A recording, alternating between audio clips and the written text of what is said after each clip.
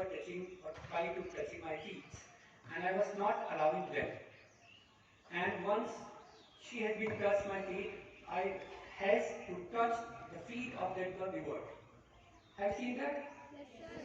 Why you people are thinking the boys and the girls both are equal to me, and I'm not allowing them equally to touch my feet. Right?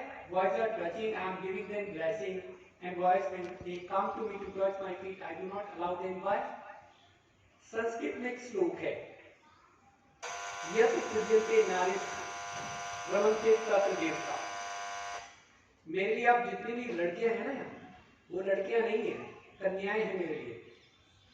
जिस संस्कृति से मैं आता हूं ना, वहां नारी सिर्फ एक रूप में पुरुष के पैर छूती है, सिर्फ एक रूप में, बाकी सारे रूप में पुरुष को नारी के पैर छूने पड़ते हैं।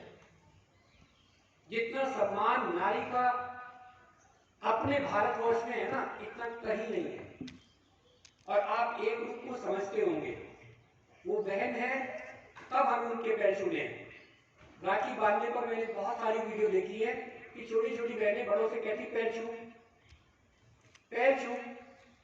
और भाई कितना भी बड़ा हो पैर छूता है, वो बुआ हो, वो चाची हो, वो माँ हो, वो दादी हो, वो किसी भी रूप में हो, पुरुष के ही उसको पैर छूने पड़ते हैं, क्योंकि वो देवी है, शक्ति है। भगवान शिव में जो ई की मात्रा है ना, वो शक्ति की है। अगर शिव से आप शक्ति हटा दोगे तो वो शव बन जाता है। तो शिव और शक्ति एक ही रूप में है। और देखिए, जितने भी देवी देवताओं की हम पूजा करते हैं, प्रार्थना करते हैं, उन सब में उनकी शक्ति का नाम पहले आता है, बाद में आते हैं पुरुष। शिव शक्ति, राधा कृष्ण, सीता राम, लक्ष्मी नारायण, कितने नाम ऐसे हैं जिनमें शक्ति ही पहले है, पुरुष बाद में। इसलिए मैं कभी भी किसी लड़की को अपने पैर नहीं छूने देता। मुझ पे भार बोझ पड़ता है, मैं पाप का भागीदार बन जाता हूँ।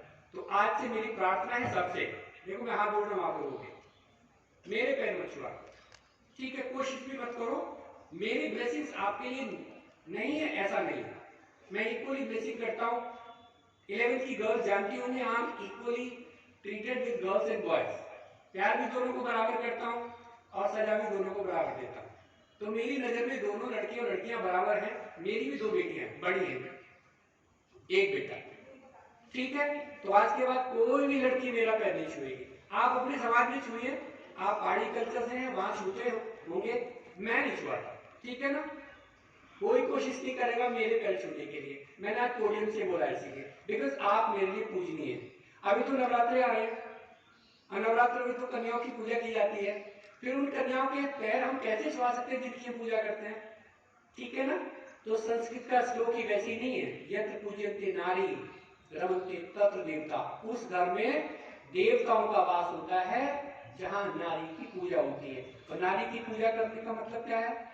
उसकी आरती उतारना नहीं होता है, उसको सिंहासन पे बैठ करके उसके माथे पर तिलक लगाना नहीं होता है, उसका सम्मान करना भी होता है। जिस घर में पिता आपकी माताओं का सम्मान करते होंगे, भाई अपनी बहनों का सम्मान करते होंगे, चाहे वो छोटी है चाहे वो बड़ी है, वो घर अपने आप में पूर्णतः कंप्लीटली सुख शांति से भरा हुआ होगा।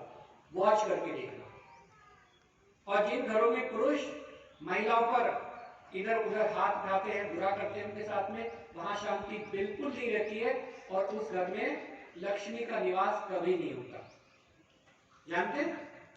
एक छोटी सी घटना सुनाता हूं। राम और रावण का युद्ध हो रहा था, अभी रामलीला में आने वाली है। तो जब भगवान राम बाण चला रहे थे और 10 ग्रीव के शीश कट करके गिर रहे थे। एक ओम रावत है, क्लास 7 का, देख रहे हैं? एक बच्चे का मैं परसों से प्रशंसक हो गया हूं। फैन का मतलब होता है प्रशंसक, मैं इसका फैन हो गया हूं परसों से। इसने इतनी अच्छी कविता लिखी है कि इसने मेरा दिल जीत लिया। तो इसने लिखा था, क्या लिखा था? राम का कोई भी बाण खाली नहीं जाता था। हाँ, किसी की लाइनें याद करना मुश्किल होता है, मुझे अपनी लाइनें याद है।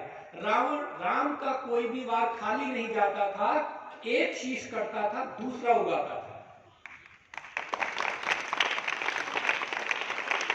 इस बच्चे ने पूरी की पूरी रामायण लिखी है। राम जी के जन्म से लेकर के रावण के वध तक पूरी 3 पेज की कविता लिखी है इसने। ताली बजाओ इसके लिए।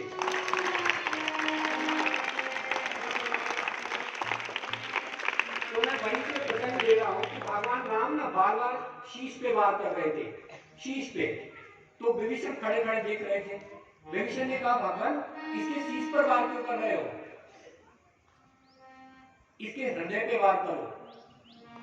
इसकी नाभि में अमृत था और हृदय पे अगर वार होता है तो मर जाता है आदमी। तो भगवान ने पता क्या कहते हैं, यहाँ नारी की मैं आपको महत्व की बात बता रहा हूं। भगवान राम बोलते हैं विभीषण मैं इसके हृदय पे वार कैसे करूं, इसके हृदय में तो सीता बसी है, इसके हृदय में सीता का वास है। मतलब वो सीता जी को उठा करके ले गए थे और सीता सीता करते थे। रावण ने सीता का हरण किसी और का प्रवेश नहीं किया था, ये बहुत बड़ा तथ्य है। तो जिस हृदय में सीता का वास हो भगवान राम वहां बाण भी नहीं चलाते, सोचो आप। तो ये महत्व है हमारे यहाँ नारी का। इसलिए मेरी ब्लेसिंग्स आपके साथ है। My blessings are always with you all the girls and you are so respecting for me. Thank you very much. Thanks a lot.